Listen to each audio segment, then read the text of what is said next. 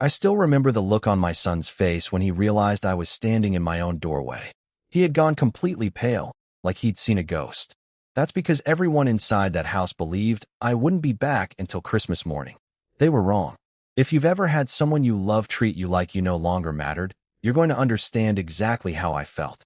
And if stories like mine mean something to you, I'd appreciate you subscribing to Family Betrayal so you don't miss the next one. One more thing before I continue. The faces, photos, background clips, and scenes you see are only there to help tell this story. They're not real recordings of the people involved. Now let me tell you about the Christmas that nearly cost me my family. A week before Christmas, my son Ryan insisted I take a short vacation to visit my older brother in another state. He kept saying I deserved a break after working so hard since my wife passed away. I thought it was one of the kindest things he'd ever done. Looking back, I realized he wasn't trying to give me peace. He was trying to get me out of my own house. My brother got sick 2 days into my visit, and the family gathering was canceled. I decided to surprise Ryan by driving home early. I imagined us decorating the tree together like we always had. Instead, when I pulled into my driveway late at night, there were 6 unfamiliar cars parked on my lawn. Loud music shook the windows. My porch was covered with beer bottles, cigarette butts, and wrapping paper. I stood there frozen, wondering if I had the wrong address. Then I used my key, opened the front door, and every stranger inside turned to stare at me. Ryan whispered one sentence that changed everything. "Dad, you weren't supposed to be home yet." For a few seconds, nobody moved. Christmas music was still playing through the speakers, but the room had gone completely silent. Ryan looked terrified while his friends stared at me like I was the one who didn't belong there. Then one of them laughed and asked, "Who's the old guy?" That hurt more than I expected. Before Ryan could answer, I quietly said, "I'm the man who owns this house." I walked farther inside and felt sick. My living room looked like it had survived a tornado. My late wife's handmade Christmas ornaments were scattered across the floor. One of her favorite picture frames had been cracked. Someone had spilled red wine across the rug she picked out 20 years earlier. The smell of alcohol filled every room. I wasn't just seeing a mess. I was watching memories disappear. Ryan finally stepped toward me. "Dad, it's not what it looks like." I looked him in the eye. "Then tell me what it is." He admitted that after I left, he invited a few friends over. But a few friends had turned into more than a dozen people. Some of them had already been sleeping in the guest rooms for several days. Others had brought bags, clothes, game systems, and even furniture. One bedroom had been completely emptied so 2 of his friends could temporarily live there. I couldn't believe what I was hearing. Then I noticed something even worse. The lock on my home office had been removed. My heart started pounding. That office held every important document I owned: bank records, insurance papers, my will, and the only photo albums my wife had carefully organized before she passed away. I rushed inside. Every drawer had been opened. Boxes had been moved. Files were scattered across the desk. Nothing looked the way I had left it. Ryan followed me and kept saying they were just looking for extra blankets. I wanted to believe him, but something felt terribly wrong. My instincts told me there was another reason they had gone through my office. Have you ever ignored your gut feeling because you wanted to trust someone you loved? I walked back into the hallway and calmly told everyone they had exactly 15 minutes to leave my house. Nobody moved. One of Ryan's friends actually smiled and said, "Ryan told us we'd be here through Christmas." The confidence in his voice made me realize they believed they had permission to stay. But permission from my son wasn't permission from me. What I discovered a few minutes later would prove this wasn't just an irresponsible party. It had been planned from the very beginning. I grabbed my phone and started recording everything. The broken decorations, the stained carpet, the empty beer can stacked in my kitchen, the missing lock on my office.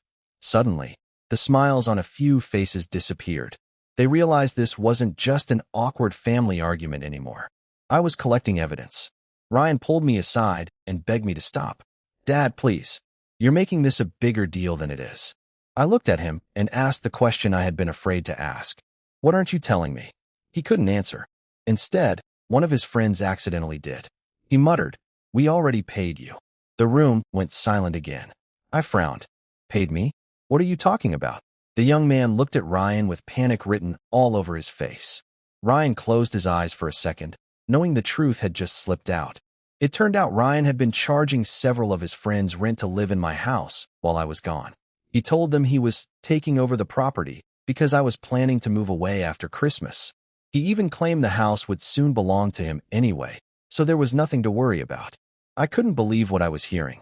Not only had he invited strangers into my home without asking, but he had been making money from a house that wasn't his. The betrayal hit harder than anything else. I asked him one question. So, was this vacation your idea because you wanted me out of the way? He couldn't even look at me. That silence was all the answer I needed. One by one, his friends started gathering their belongings. Most of them looked embarrassed. A few apologized after realizing Ryan had lied to them too. They honestly believed he had the authority to rent the rooms. Within an hour, the house was almost empty. Only Ryan remained. He stood in the living room surrounded by the damage he'd caused. Tears filled his eyes as he finally admitted he was drowning in debt. He had lost his job months earlier but hid it from me because he was ashamed.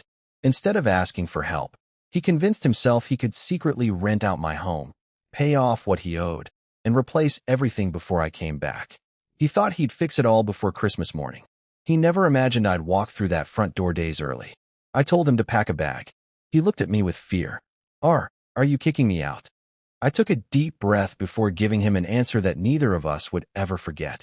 The decision I made that night changed our relationship forever. I'd spent the whole night asking myself one question. Was I raising a son who made one terrible decision, or a man I could never trust again? Ryan stood at the bottom of the stairs with a duffel bag in his hand, waiting for my answer. His eyes were red from crying, but I couldn't let tears erase what he'd done. He had lied to me, used my home to make money, and let strangers treat the place where my wife and I built our life like it was a vacation rental.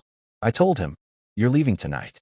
Not because I don't love you, but because you need to understand that love doesn't erase consequences." He nodded without arguing. I think, for the first time, he understood how deeply he had hurt me. He stayed with my brother for a while. Before he left, I handed him a list. Every broken item, every repair, every dollar he owed. Every dollar he owed. I wasn't trying to punish him forever. I was teaching him that real adults take responsibility for the damage they cause. The next few months weren't easy. Ryan worked 2 jobs. He sold his gaming console, canceled vacations, and spent every extra dollar paying me back. On weekends, he came over, not as my son asking for favors, but as a man earning back trust. He patched walls, replaced furniture, cleaned the garage, repainted rooms, and even found someone who could restore one of my wife's damaged ornaments. Some things could be repaired. Others, like the cracked family photo frame, stayed broken.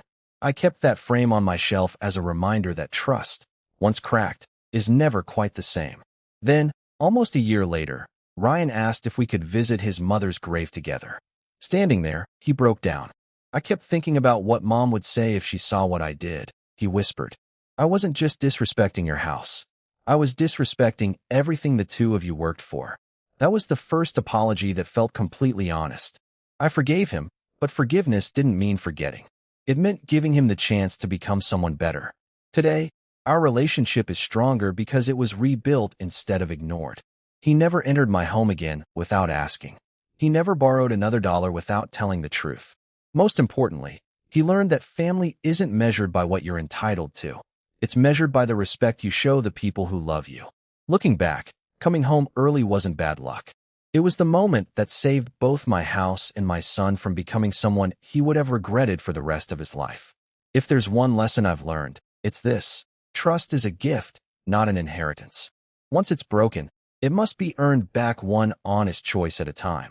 What would you have done if you had walked into your own home and found strangers living there without your permission?